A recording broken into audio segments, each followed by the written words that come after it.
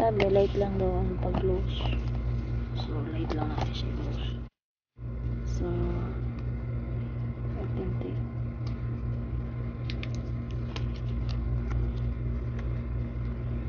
So, press lang natin to. So, hintayin natin umusok.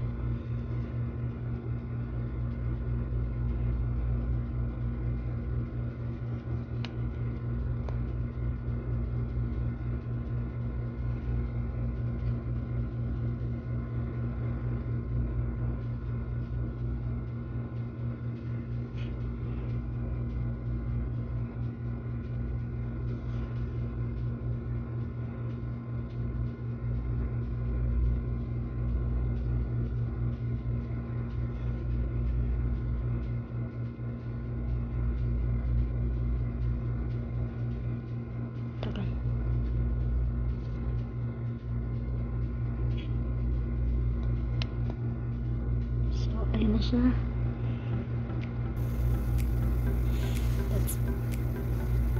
Ito na siya. So, guys, ang benepisyo ng humidifier ay tulad namin, naka-aircon kami. Pang moisturize ng room namin.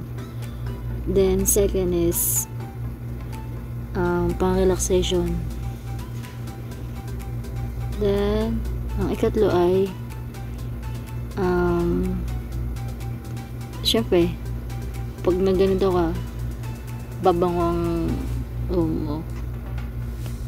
Then ang fourth is mas maganda siya pag natutulog ka, na kung halimbawa mahilig, ano ka talaga maghilik, nagkakatulong siya.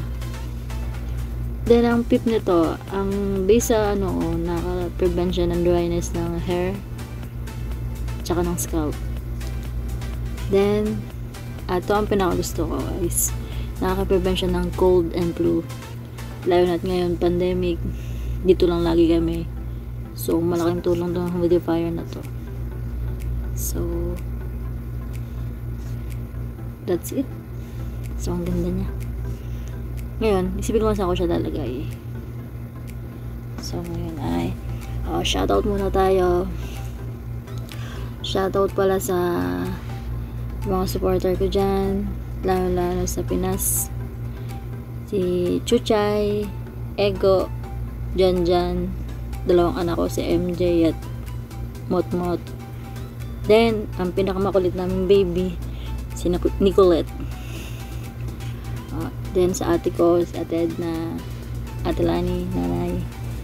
Then sa mga supporter ko na, mga ka-team ko ng small vlogger dito sa Taiwan and sa Pilipinas din, like si Ronnie Villacorta TV, Joy TV, One Piece Family, Family 12, then ni Homie, and at ang ka-team ko sa bagong team, sila yon.